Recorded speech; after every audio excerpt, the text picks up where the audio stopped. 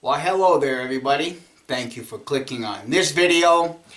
And in this video, I want to talk a little bit more about my Lyman .380 round ball mold. I'm pretty sure the camera is not going to pick it up. There's the mold, and if you guys can see, it's stamped .380. Now, as I've mentioned in previous videos, this particular mold is casting a .385 round ball.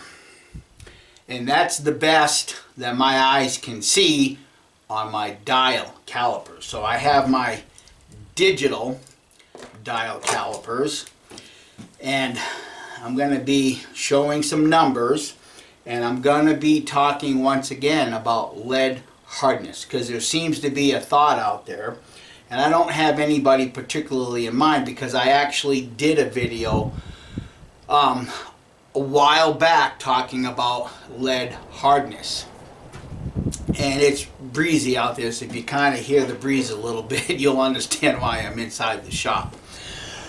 But Mike Nesbitt, Muzzleloader Magazine, several years ago did a really good article on shooting wheel weight round balls through your long guns, and his article determined there wasn't anything adversely affecting the shooting of those round balls through your long guns, just simply because we all know that the ball is undersized from the bore, and we always put a patch to pick up that little extra space. So it's fine to be shooting wheel weight lead through your long guns, but when it comes to revolvers, that's a totally different beast. That's a different subject that we have to really, if you will, fine tune. Well, one of the commenters out there, and I wasn't aware of this, so I'm going to test that hypothesis in this particular video, was suggesting that tin in the lead will actually make the ball swell in size as it's cooling off. And that's what I want to test. But before I get to any of that, I spent the last couple of days looking at Lee round ball molds, and I did order a new round ball mold, double cavity, .380. But looking at the Lee round ball mold charts, a .375 round ball will throw in grains the weight of 79 to 80 grains. Okay, the .380 will throw a 82 to 83 grain in weight round ball, and I did happen to find one that was a .395, and that throws a 82 to 83 grain round ball. So what I did is I took my container of round ball and I emptied it and I melted it all back down again, just so that I could make sure that I'm using pure lead. Yeah, it's a lot of work, but at the same time I do have another mold coming, so I'm going to just recast everything at .380. But with my round ball, my sampling out of the round ball that I had made, the first round ball was .384. That came in weighing at .85 grains. The second round ball, same thing, .384, weighing .85 grains.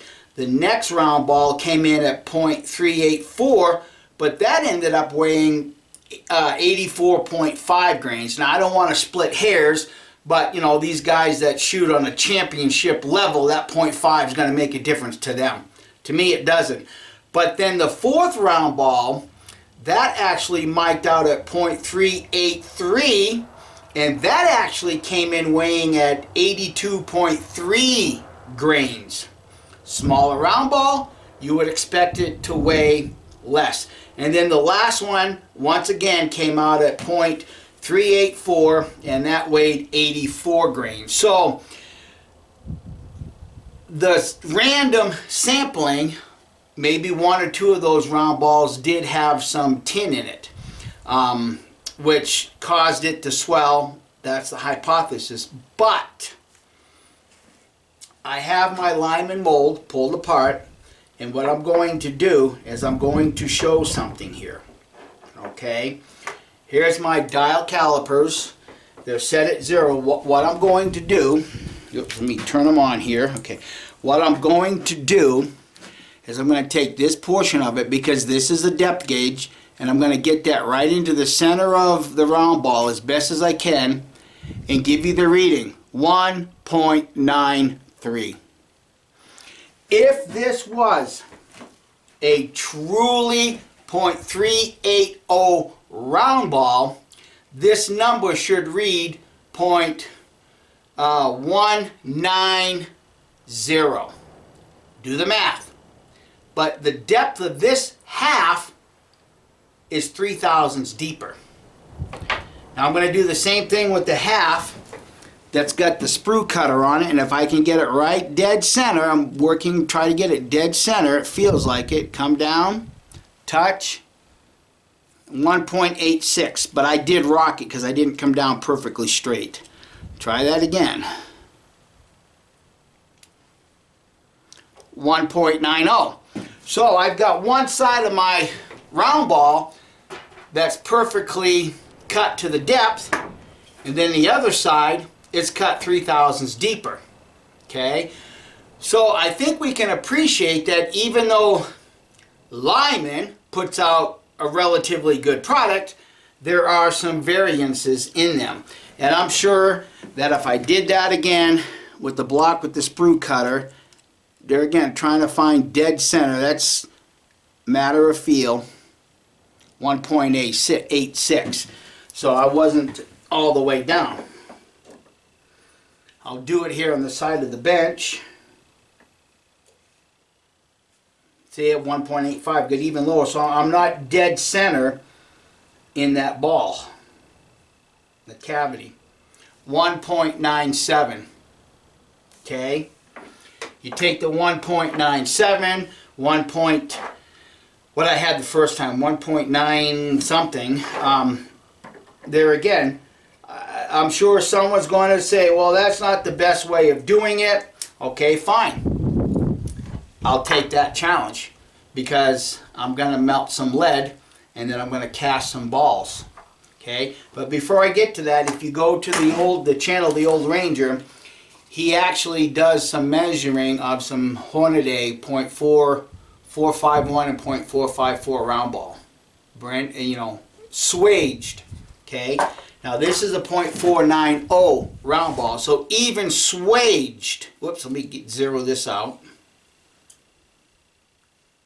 So even swaged, that's a .490. Turn it to another spot, and you get .489. And you can do that multiple times. Here's one right here, .489.5. Okay, now I know, once again, on some level, I may be splitting hairs, but my biggest factor is determining whether the lead swells the round ball in making a different sized round ball. That's the test in this video. So, I've talked before about the Staedtler lithograph pencils for testing your lead hardness. Okay, and I do have the Benelli scale. If anybody wants to pause it and write down those numbers, if you can, obviously more than welcomed to do that. So, the pencil that's marked 6B in this lithograph pencil set. Now, bear in mind, this Staedtler, these are hardened lead as they're manufactured in the pencil, and you can probably see how much I've actually used the 6B pencil to test for soft lead. Now, according to the Benelli scale, the Benelli hardness scale, 6B, your lead hardness is at a 4.5. Okay, so here's what I already have marked, number 4 range lead. Okay, I can take the 6B pencil and it will glide across the top right here. It will not gouge the lead. So this is hard lead. But I can take a number 2, let me make sure, yeah, number 2 lead pencil on the Benelli hard scale range. This is between 11 and 12. I can take a number 2 pencil and I can gouge this lead. You can see that gouge right there.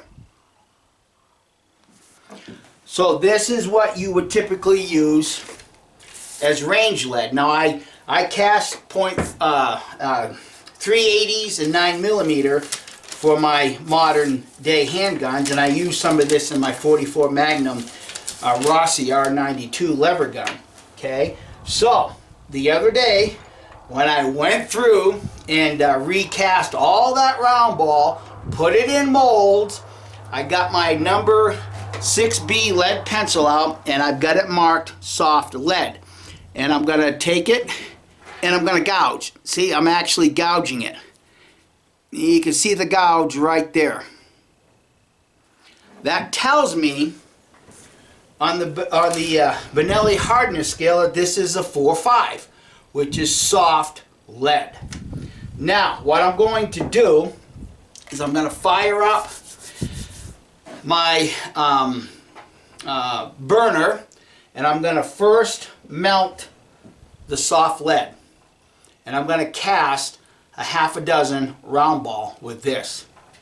Then I'm going to shut everything down, let everything cool, because the way I cast my lead is I have a cast iron pot and I melt the lead and I just skim my lead off the top after everything is fluxed, all of that good stuff. I don't have a bottom drop bullet Lee lead pot. There we go. So this is what I'm going to do, and I'm going to get this warming up, and then once this gets cooled enough that I can take out of that my pot, I'm going to go ahead and do the same thing.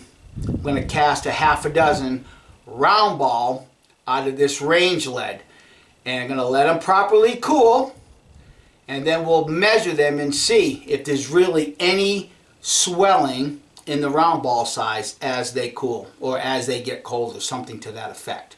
So stay tuned for the end results. So there's the soft lead heating up and melting. I do have the bullet mold close to the fire to start warming that up. And just for the safety concern, the door's wide open and you can see that there's a breeze out there. Besides, I'm not going to be casting that much lead that it's going to really cause an issue. But kind of let that melt down, get good and hot. And I know there's some thoughts out there, well, the lead's too hot, the lead's too cold, all this other stuff. I've been casting round balls since I was 18 years old. I'm very well adept at doing this.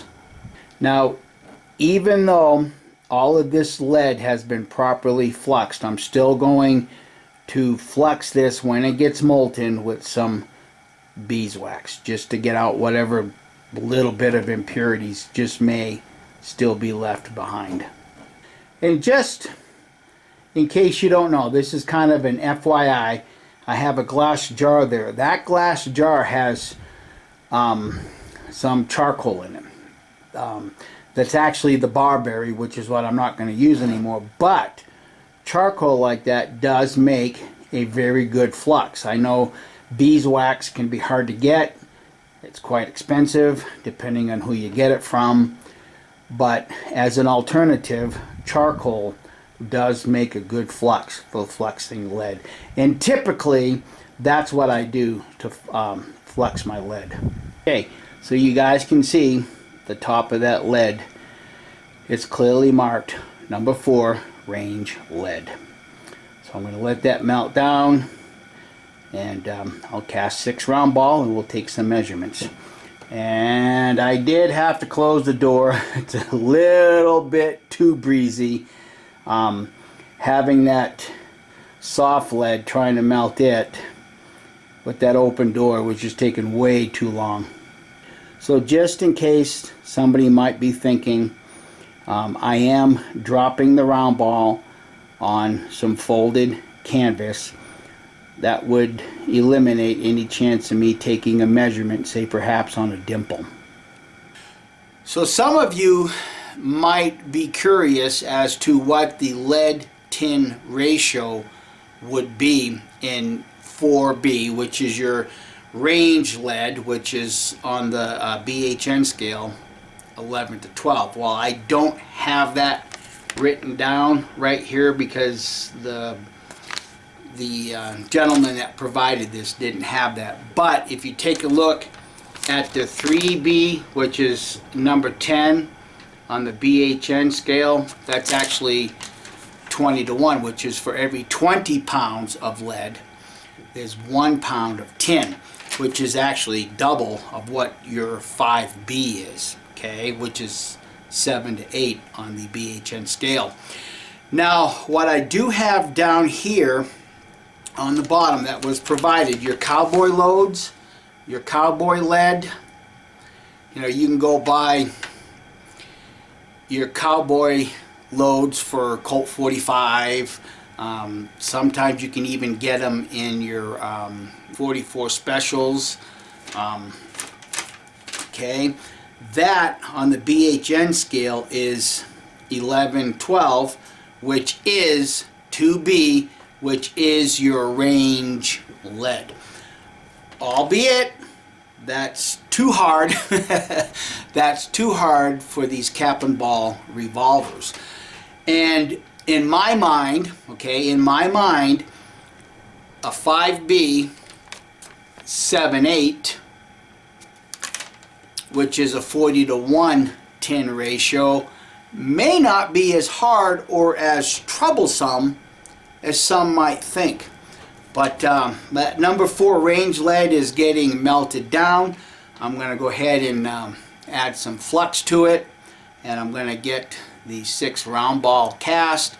I'll turn the camera back on and we'll do some weighing and some measuring. So, what's the conclusion? Well, I let everything cool for an hour so that they are completely cool, and if they're going to be expanding, then they're going to expand as much as they're going to expand. Here is the pure lead round balls, okay? Now, bearing in mind, friends, like I showed previously with the suede, you're not going to get a perfectly round ball, okay? Now, for the sake of argument, this is pure lead, and depending on how I hold it, I can get .386, okay? This is pure lead, but I turn it just a little bit more and I can get .385. So there's a thousandths difference in roundness. I can turn it a little bit more, I can get .383.5. Okay? So it's not going to cast a perfect round ball. Okay? And I've written down all the numbers already, written down all the weights, and that's the pure lead. Now what about the range lead? Now bear in mind, as I do this, okay, what I was shooting previously was number 5B, according to my Stettler pencil set, which is a 40 to 1 tin lead ratio. And to reiterate, the range lead, which you can scratch with a number 2 lead pencil, is a 20 to 1 lead to tin ratio. So this has got a lot more tin in it based on the amount of lead being 20 to 1. So let's see if there's any expansion in these round ball.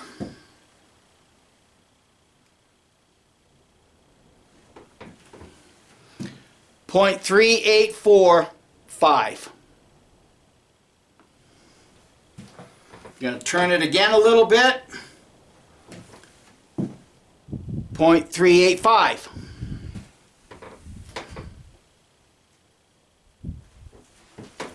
.385.5. Sample number 1. This is sample number 2. .384.5.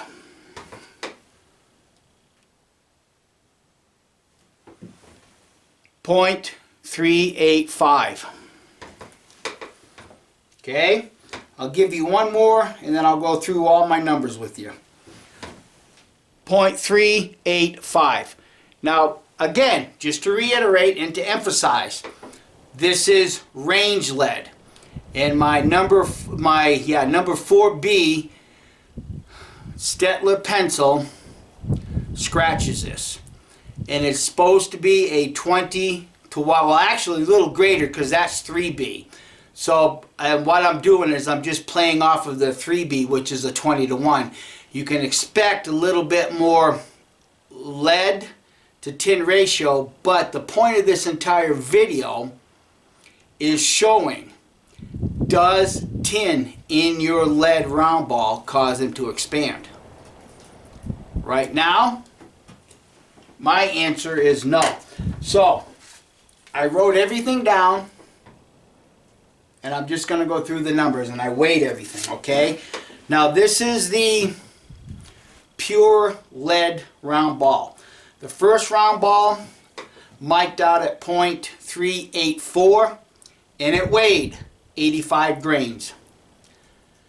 The second round ball mic'd out at the same .385, and it weighed 85.2 grains. The third round ball was .384. That also weighed 85 grains. The next round ball I mic'd out at .384.5, 85 grains. The next round ball, the fifth round ball, was .384.5. That also weighed 85 grains. And then number 6 was .384, and it weighed 85 grains. So we can see that the weights of these round ball are very consistent, aren't they? Now for the range lead, the number 4, which is on the BHN scale at 11-12, and there again, just to re-qualify, the 3B pencil that I use, that scratches lead that's 20 to 1. Since this range lead is a little bit harder, let's just stick with the 20 to 1 for the sake of argument, okay? Okay, the first round ball I measured, I got .384. That weighed 84 grains. Now you would expect these round ball to weigh less, since tin does weigh less than lead. So again, .384, 84 grains in weight. The next round ball was .385, and surprisingly that weighed 84 grains. And the next round ball was .385, weighing 84 grains. The next round ball, which is the one that I showed, mic'd out at .386, that also weighed at 84 grains. And then the last two round ball mic'd out at .384, one of them being 84 grains and one of them being 83.8. So there was a little bit of weight difference there. 0.2 grains, I don't think anybody's really going to talk about that in a negative light. But as we can see, and hopefully we can come to a greater understanding, that having tin in your lead does not expand the round ball, as I just showed in this video. And the weights are just as consistent with tin in them as it is with just pure lead. So friends, take away what you want with the video. Basically, I know where my mind is set, whether I use a pure lead or a 40 to 1 mixture. It's not going to make a hill of beans, except for loading in a revolver. You might have a little tougher time cutting that lead ring. And there again, I know that there's some prevailing thoughts out there that, you know, tin going down the barrel of these imported revolvers is going to ruin the rifling. But there again, we all know that today's metallurgy is greater than it was when Samuel Colt was making these guns. So there's a lot of factors to take into consideration when we have these discussions about cap and ball revolvers, tin in your lead. Now obviously I would never shoot a round ball that is presumably 20 to 1 as opposed to 40 to 1. So anyhow, friends, thanks for watching this. I hope you can glean something from it. And don't forget to, hit that thumbs up. If you haven't subscribed, please consider subscribing. And also sharing this with your bestest of buds. Bye.